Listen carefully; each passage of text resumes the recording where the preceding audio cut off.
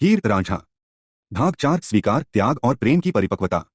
भाग 3 में हमने देखा कि हीर और रांझा ने समाज की बंदिशों से विद्रोह कर अपना घर, परिवार और सुरक्षित जीवन छोड़ दिया। कठिनाइयों से जूझते हुए उन्होंने एक नई जगह में संघर्ष करके अपना अस्तित्व बनाने की शुरुआत की। अब भाग 4 में हम देखेंगे कि कैसे धीरे धीरे समाज का मन पिघलता है, परिवारों की याद उन्हें घेरे रहती है और प्रेम त्याग की अग्नि में और उज्ज्वल हो जाता है। कस्बे में बिताए पहले महीनों ने हीर और रांझा को बदल दिया। जहां पहले उनका प्रेम केवल आकर्षण और भावनाओं पर आधारित था, वहीं अब वह एक जिम्मेदारी में बदल चुका था। रोज की कठिनाइयां उन्हें परिपक्व बना रही थीं। रांझा खेतों में दिन भर काम करता। सूरज की तपिश में उसका चेहरा काला पड़ गया था, पर उसकी आंखों की चमक कम नहीं हुई। शाम को लौटकर वह बांसुरी बजाता और बच्चों के साथ खेलता। धीरे धीरे लोग उसके स्वभाव से प्रभावित होने लगे। हीर सिलाई और कढ़ाई में कुशल थी। उसने महिलाओं को कपड़ों की मरम्मत में मदद करनी शुरू की। उसकी मधुर वाणी और सौम्य स्वभाव ने लोगों का दिल जीत लिया। गांव की महिलाएं कहती, हीर बहन बहुत नेक दिल है, कठिन समय में भी मुस्कुराती रहती है। शुरुआत में लोग उनके अतीत को लेकर बातें करते थे। कोई कहता भागे हुए हैं, तो कोई कहता घर की इज्जत मिटाई, लेकिन समय के साथ साथ उनके व्यवहार ने लोगों की सोच बदल दी। वे किसी से कुछ छुपाते नहीं थे। उनकी मेहनत, सच्चाई और एक दूसरे के प्रति समर्पण ने लोगों को प्रभावित कर दिया। एक दिन गांव के मुखिया ने कहा, धर्म और हीर जैसे प्रेमी अगर कठिनाइयों में भी एक दूसरे का साथ निभा सकते हैं, तो हमें भी अपने विचार बदलने चाहिए। प्रेम में जात पात का क्या काम? यह सुनकर गांव में एक नई सोच फैलने लगी।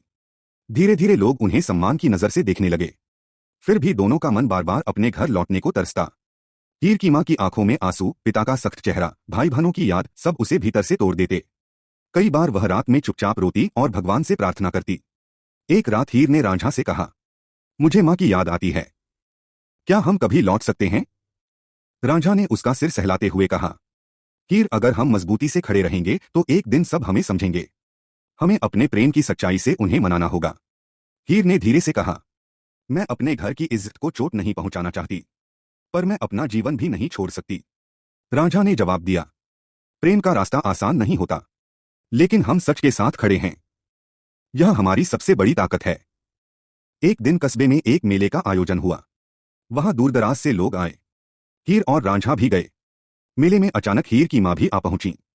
उन्हें पहचानते ही हीर का दिल धड़क उठा। वह दौड़कर मां से लिपट गई। मां की आंखों में आंसू भर आए। हीर, मेरी बच्ची, मुझे माफ कर दे, मां सिसकते हुए बोली। अम्मा, मैं आपको छोड़कर नहीं गई थी, बस अपने प्रेम की रक्षा करनी थी, हीर ने रोते हुए कहा। रांझा भी आगे बढ़ा। पहले मां ने उसे देखा तो भौहें सिकोड़ लीं, पर जब हीर ने उसके लिए अपना प्रेम व्यक्त किया तो मां की आंखें नरम हो गईं। तुमने मेरी बेटी का साथ दिया, उसका दुख बांटा, भगवान तुम्हें सुख दे, मां ने कहा। यह दृश्य देखकर गांव के कई लोग भी भावुक हो गए। लोग कहने लगे, सच्चा प्रेम यही होता है। समाज की बंदिशें टूटनी चाहिए।